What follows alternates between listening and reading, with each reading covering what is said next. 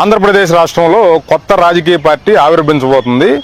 సాధారణంగా రాజకీయ పార్టీ అంటే వేల కోట్లు లక్షల కోట్లు ఉన్నవాళ్ళు, లేకపోతే బ్యూరోక్రాట్స్గా పనిచేసిన వాళ్ళు, ఐఏఎస్లు ఐపీఎస్లు సాధారణంగా రాజకీయాల్లోకి వస్తూ ఉంటారు, రాజకీయ పార్టీలు స్థాపిస్తూ ఉంటారు. గతంలో మనకి తెలుగు రాష్ట్రాల్లో చూసినటువంటి అనుభవం కూడా ఉంది. కొంతమంది బ్యూరోక్రాట్స్ ఐఏఎస్లు ఐపీఎస్లు పార్టీలు స్థాపించారు, వాళ్ళు అట్టర్ ఫెయిల్యూర్స్ అయ్యారని చెప్పవచ్చు అనమాట. తర్వాత కొంత ఇండస్ట్రియలిస్టులు, తర్వాత వందల వేల కోట్లకు అధిపతులైనటువంటి వాళ్ళు కూడా రాజకీయ పార్టీలు స్థాపించి కాలగర్భంలో కలిసిపోయిన పరిస్థితులు చాలా చూసాం మనం గతంలో. ప్రధానంగా కొన్ని రాజకీయ పార్టీలు మాత్రమే మనుగడ సాధిస్తూ ఉంటాయి. అది కూడా ఏంటంటే తెలుగుదేశం పార్టీ. ఇప్పుడు మన రాష్ట్రంలో చూసుకుంటే ఆంధ్రప్రదేశ్ రాష్ట్రంలో తెలుగుదేశం పార్టీ, తర్వాత కాలంలో వైఎస్ రాజశేఖర రెడ్డి గారు వారసుగా వచ్చి పార్టీ పెట్టినటువంటి జగన్మోహన్ రెడ్డి గారు సంబంధించి వైఎస్ఆర్సీపీ పార్టీ, ఇట్లా కొన్ని పార్టీలకే మన తెలుగు రాష్ట్రంలో, తెలుగు రాష్ట్రం ఆంధ్రప్రదేశ్లో స్థానం ఉంది. ఇక అట్ ది సేమ్ టైం మన తెలుగు రాష్ట్రాల్లో చూసుకుంటే తెలంగాణలో కూడా కొంత కాంగ్రెస్ పార్టీ, తర్వాత భారతీయ జనతా పార్టీ, తర్వాత బీఆర్ఎస్ పార్టీలు మాత్రమే మనుగడ సాధిస్తున్నాయి. ఇట్లా చూసుకుంటే ఆ పార్టీల యొక్క బ్యాక్గ్రౌండ్ చూసుకుంటే నేషనల్ పార్టీ అన్న అయి ఉండాలి, లేకపోతే కుటుంబ పరంగానో, లేకపోతే వేల కోట్లకు అధిపతులైన వాళ్ళు కానీ, లేకపోతే వారసత్వంగా రాజకీయంలోకి వచ్చిన వాళ్ళు కానీ సక్సెస్ అవుతూ ఉన్నారు ఈ రాజకీయ పార్టీల్లో. కానీ ఇప్పుడు ఆంధ్రప్రదేశ్ రాష్ట్రంలో ఒక అతి సామాన్యుడైనటువంటి ఒక వ్యక్తి కొత్తగా రాజకీయ పార్టీ స్థాపించబోతున్నానని చెప్పి ఆయన ప్రకటిస్తున్నారు. తర్వాత కొన్ని ట్రాఫిక్ కూడలలో బాగా రద్దీగా ఉండే ప్రాంతాల్లో ఒక ఫ్లెక్స్ పట్టుకుని ఆయన తన అభిప్రాయాన్ని ప్రజలకి వెలుబుచ్చుతున్నారన్నమాట. అంటే ప్రజల నుంచి ఆయన మద్దతు ఆశిస్తున్నారు. మరి వేల కోట్లకు అధిపతులు ఉన్న వాళ్ళు కూడా ప్రజల మద్దతు లేక వెనదిరిగిన ఇప్పుడున్నటువంటి పరిస్థితుల్లో ఈయన రాజకీయ పార్టీ స్థాపించి సక్సెస్ అవుతారా లేదా అనేది మనకు కాలమే సమాధానం చెప్పుద్ది. ప్రస్తుతం ఆయనతో మనం మాట్లాడదాం. ఆయన అడిగి అసలు ఆయన ఏ ఉద్దేశంతో ఈ రాజకీయ పార్టీ స్థాపిస్తున్నారు ఏంటనేది వివరాలు తెలుసుకుందాం.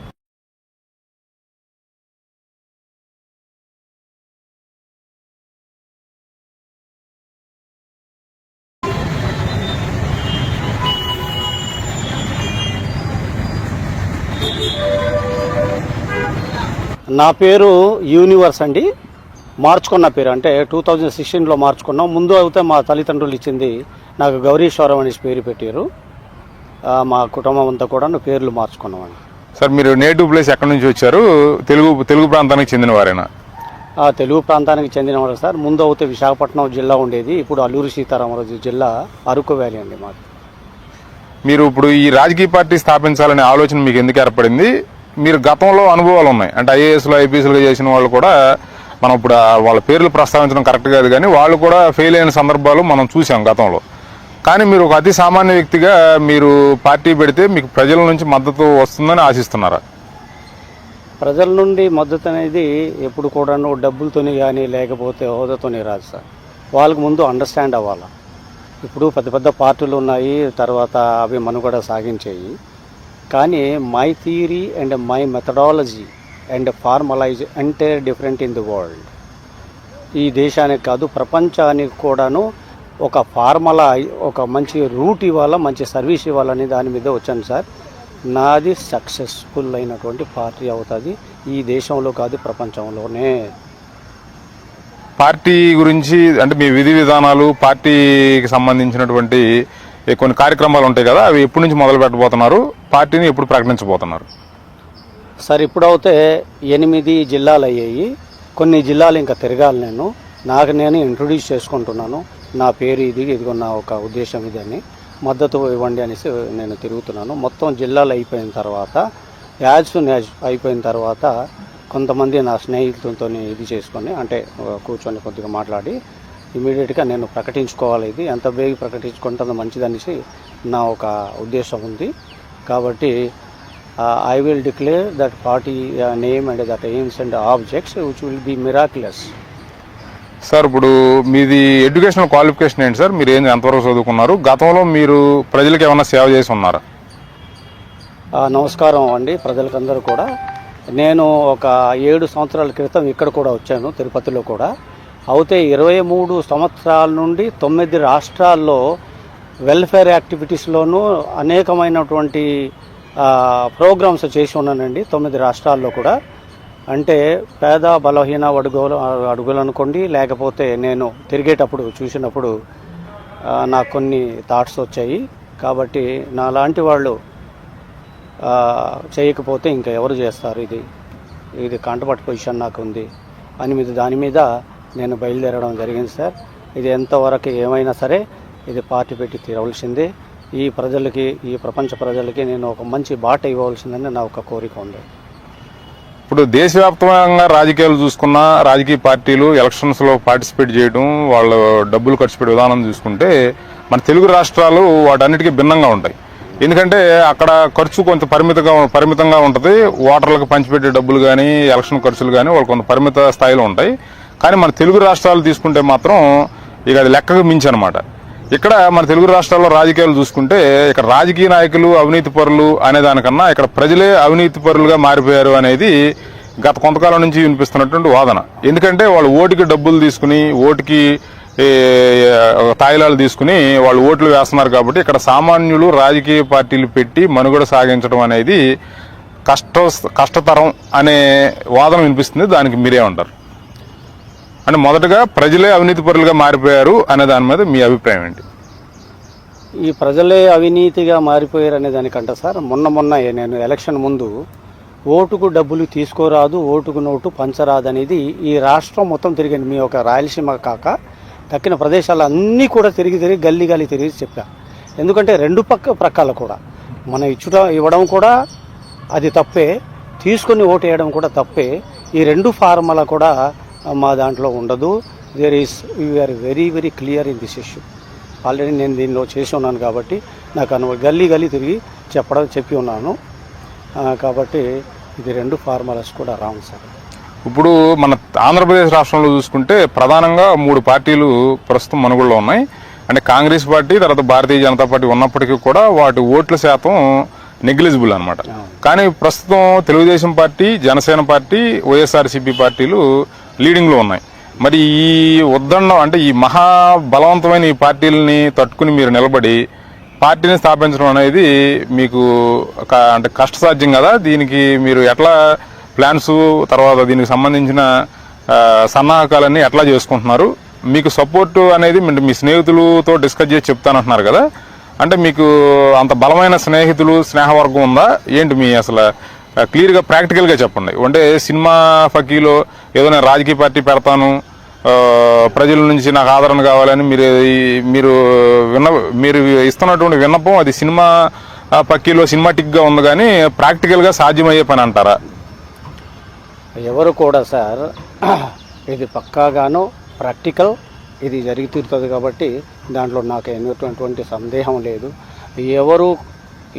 ఎవరు ఏది చేసినా వాళ్ళ ఒక ఐడియాలజీస్ వేరుగా ఉంటుంది.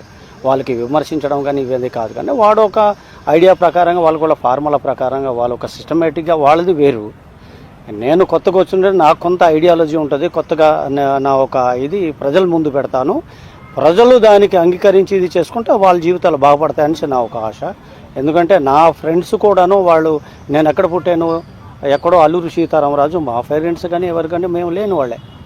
కానీ ఏది కూడా ఒక ఫార్ములా, ఒక ప్రిన్సిపల్ మీద బేస్ అయి ఉంటుంది తప్ప, ప్రిన్సిపల్ మీద బేస్ ఉన్నటువంటి వాళ్ళు అన్నీ కూడా కాలగర్భాల్లో కలిసిపోతాయి. చాలా దిట్టమైనటువంటి, చాలా ఒక పక్కడబందిగా మేము వస్తున్నాము, మామూలుగా రావటం లేదు.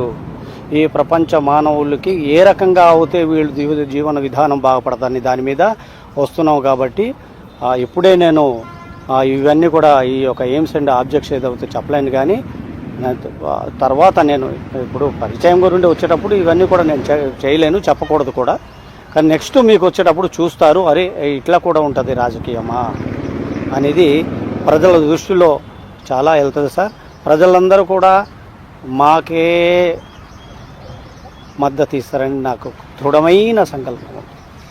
సరే ఫైనల్గా మీరు రాజకీయ పార్టీ పెడతానంటున్నారు, సామాన్యులకు సేవ చేస్తానంటున్నారు, అంతా బాగానే ఉంది. కానీ ఒక సామాన్యుడిగా ప్రజల తరపున నేను అడుగుతున్న ప్రశ్న ఏంటంటే, మీరు వెల్ ఆఫ్గా సెటిల్ అయిన తర్వాత, అంటే మీ ఫ్యామిలీ కానీ మీరు కానీ సెటిల్ అయిన తర్వాత రాజకీయాల్లోకి వచ్చి సేవ చేస్తానంటున్నారా? లేదు ఇప్పటికీ కూడా మీరు ఆర్థికంగా కానీ కొంత సామాజికంగా కానీ ఒక మధ్యతరగతి స్థాయిలోనే ఉన్నారా? లేదు మీ ఫ్యామిలీ కానీ మీ పిల్లలు కానీ లేకపోతే మీకు సంబంధించిన కుటుంబ సభ్యులు కానీ అంతా వెల్ సెటిల్డ్ అయ్యి అంతా బాగుంది అనుకున్న తర్వాత మీరు రాజకీయాల్లోకి వచ్చి ప్రజలకు సేవ చేద్దాం అనుకుంటున్నారా? సార్ నా చుట్టుపక్కల ఉన్నవాడికి సార్ అంటున్నాను, ప్రజలారా నా చుట్టుపక్కల ఉన్నటువంటి వాడు కడు పేదవాడు, ఏజెన్సీ ప్రాంతం మీకు తెలిసిన విషయమే. ఒక పూట తింటే ఒక పూట లేనటువంటి వాళ్ళే. వాళ్ళకందరూ కూడా ఒక సిస్టమేటిక్గా ఒక కొద్దిగా మంచి జీవితం ఇద్దామనేసి ఒక ఆశయం ఉంది. దాని తర్వాత ఖచ్చితంగా నేను సక్సెస్ అవుతాను అనేసి దాంట్లోనూ ఇది నాట్ సినిమాటిక్ దిస్ వన్. నేను ఎప్పుడైతే మీ ముందు వచ్చి నా ఒక ఐడియాలజీని మీ ముందుకు పెడతానో ఆ రోజు మీరు చూస్తారు, ఆహా ఇది ఈ బాటలో వెళ్తేనే మనకి నిజమైనటువంటి జీవితం దొరుకుతుంది మీరే అనుకుంటారు. I'm coming in very very strong manner. I don't go back.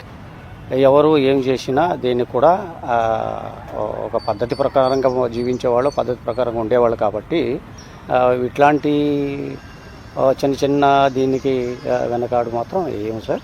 ఖచ్చితంగా ఫైనల్గా మళ్ళీ నేను అడుగుతుంది ఏంటంటే, మీరు ఆర్థికంగా మీ కుటుంబం మొత్తం వెల్ సెటిల్డా?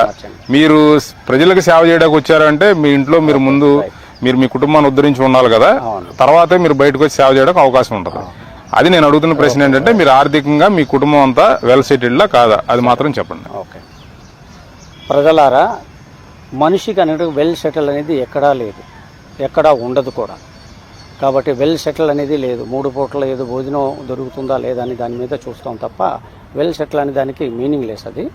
కాబట్టి చదువుకున్నారు, పిల్లలకు చదువుకున్నారు, వాళ్ళకి జాబ్ వచ్చినా జాబ్ రాకపోయినా ఇప్పుడు వెల్ సెటిల్ అవుతే మేము వాళ్ళకి కోట్లు సంపాదించుకొని పిల్లలేమో పెద్ద పెద్ద చదువులు చదివారు, ఇంకా జాబులు అవి రావాల్సి ఉంటుంది. కాబట్టి వెల్ సెటిల్ అనేది నేను చెప్పను. పర్వాలేదు మాకు తినడానికి కానీ లేకపోతే ఉండడానికి కానీ పర్వాలేదు. మా పిల్లలు ఏదో బాగా సెటిల్ అయిపోయిన తర్వాత నేను రావడం అనేది దట్ ఈస్ ద హాస్యపదం. అది దాని గురించి meaningless in my view. Okay sir, thank you universe గారు. ఓకే, ఇదండి మన యూనివర్స్ అనే పేరుతో కొత్త రాజకీయ పార్టీ స్థాపించి మీ ముందుకు రాబోతున్నటువంటి ఆయన చెప్పినటువంటి ఆయన అభిప్రాయాలు. కాబట్టి ఏంటంటే ప్రజల నుంచి ఆయన మద్దతు కోరుతున్నారు. ట్రాఫిక్ కూడల్లో రద్దీగా ఉండే ప్రాంతాల్లో ఆయన ఒక ఫ్లెక్స్ని చూపించి మీ మద్దతు నాకు కావాలని చెప్పి కోరుతూ ఉన్నారు. చూద్దాం. జనరల్గా తెలుగు రాష్ట్రాల్లో సామాన్య ప్రజలకి మద్దతు, సామాన్యుడు రాజకీయాల్లోకి వస్తే మద్దతు ఇస్తారు ప్రజలు అనేది గతంలో కూడా ఎక్కడ మనకి ఎగ్జాంపుల్స్ లేవు. ఏదో సినిమా రంగాల నుంచి వచ్చిన వాళ్ళు, లేకపోతే 100 కోట్లు 1000 కోట్లు సంపాదించిన వాళ్ళు, ఇట్లా రాజకీయ వారసత్వంగా వచ్చిన వాళ్ళనే తెలుగు ప్రజలు ఆదరించారు. మరి చూద్దాం ఈ సామాన్యుడు మరి ఏ స్థాయికి వెళ్తారు, ఈయన పార్టీ ఏ స్థాయికి వెళ్తుంది అనేది మనకి కాలమే సమాధానం చెప్పాలి. Thanks for watching. Please like, share and subscribe 5D media.